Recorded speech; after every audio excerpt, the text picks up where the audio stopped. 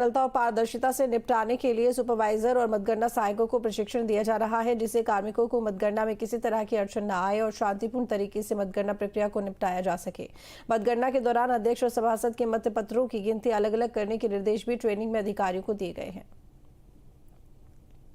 मतगणना के बारे में कि किस तरह से जो है मतपेटी को उनके पास आएगी, मतपेटी को कैसे चेक करना है, कैसे एजेंट को दिखाना है, उसके बाद कैसे उसको खोलना है, कैसे जो है उसको जो है मतपत्र लेखा से उसका मिलान करना है और उसके बाद फिर उनके जो है अलग अलग कलर के मतपत्र होंगे उनकी बंडलिंग करनी है और फिर उम्मीदवार बार जो है उनकी किस तरह से जो है काउंटिंग वो करेंगे, किस मतपत्र को जो है रिजेक्ट करेंगे, किस मतपत्र को जो है स्वीकृत करेंगे, उसके बारे में जो है पूरी जानकारी जो है।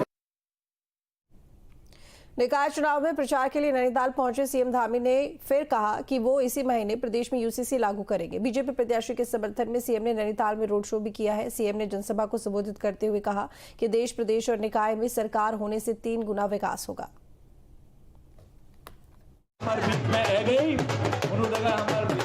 उत्तराखंड में निकाय चुनाव में बीजेपी ने अब अपनी पूरी ताकत झोंक दी है। खुद मुख्यमंत्री पुष्कर सिंह धामी निकाय चुनाव के प्रचार के लिए नैनीताल पहुंचे और बीजेपी कार्यकर्ताओं में जोश भरने की कोशिश की।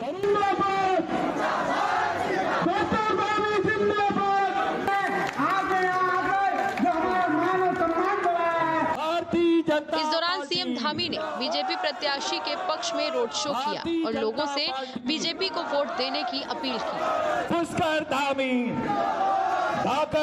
नैनीताल और भवाली नगर पालिका के अध्यक्ष पदों के उम्मीदवार जीवंती भट्ट और प्रकाश आर्य के पक्ष में जनसभा को संबोधित करते हुए सीएम ने फिर दोहराया कि वो इसी महीने प्रदेश में यूसीसी कानून लागू करेंगे। आप सबको, पूरे उत्तराखंड वासियों को एक गौरव प्राप्त हो गया है कि देश की आजादी के बाद जो बाबा साहब भीमराव अम्बेडकर जब संविधान बना रहे थे, उस संविधान में उन्होंने संविधान के अनुच्छेद 44 में उसका प्रावधान किया था कि देश के अंदर रहने वाले सभी वर्गों के लिए, सभी पंथों के लिए, सभी जातियों के लोगों के लिए एक समान कानून देश में रहने वाले सबके लिए होना चाहिए। भाइयों बहनों, बाबा साहब के सपनों को धरातल पर उतारने का काम सबसे पहले उत्तराखंड की भारतीय जनता पार्टी की सरकार ने किया है। उसका गौरव हम सब उत्तराखंड वासियों को प्राप्त होगा और इसी महीने हम इसको लागू करने वाले हैं। बहुत सारी ऐसी योजनाएं हैं। वहीं इस दौरान सीएम धामी ने प्रदेश सरकार की जमकर उपलब्धियां गिनवाई और कहा कि देश, प्रदेश और निकाय में अगर सरकार बनती है तो विकास की गति 3 गुना होगी। जब देश और प्रदेश के साथ साथ निकायों में भी भाजपा की ट्रिपल इंजन की सरकार होगी तो विकास 3 गुना तेजी के साथ आगे बढ़ेगा।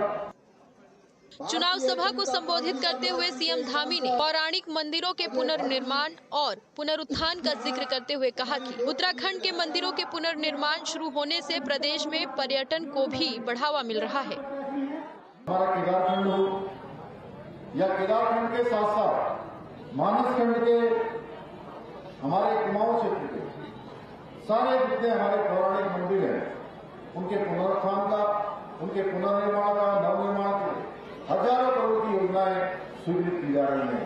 हमने मंदिर वाला मिशन उत्तराखंड के हमारे इस कुमाऊं क्षेत्र के सभी मंदिरों के लिए बनाया है, जिसमें पहले चरण में हमने 16 प्रमुख मंदिरों को इसके पुनर्निर्माण और नवनिर्माण के लिए उनका चयन हुआ है।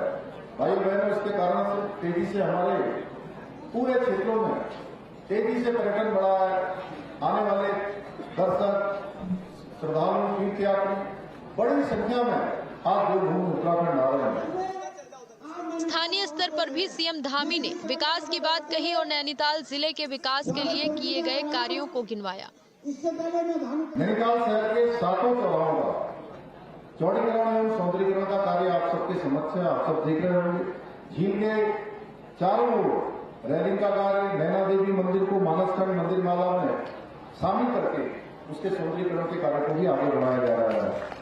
नैनीताल के रेमजे रोड का सुधारीकरण का कार्य, डीएम आवास तक या लोअर माल रोड के ट्रीटमेंट का कार्य, अशोक कार पार्किंग एवं तल्लीकाल कार पार्किंग हेतु भी धनराशि स्वीकृत हो गई है। नगर पालिका नैनीताल को पूर्व में 11 करोड़ एवं वर्तमान में लगभग 2 करोड़ 10 लाख रुपए की धनराशि और भी प्रदान की गई है। हम उनको जरूर कड़कड़ाती ठंड में भी सीएम धामी की सभा में लोगों का जोश देखते बना। सीएम धामी ने नैनीताल पहुंचने पर पहले रोड शो किया और जनता से सीधे रूबरू होने की कोशिश की। वहीं जनसभा के जरिए सीएम धामी ने लोगों को अपनी उपलब्धियां और योजनाओं का जिक्र करके जनता को विकास के सुनहरे सपने दिखाए। Team news state.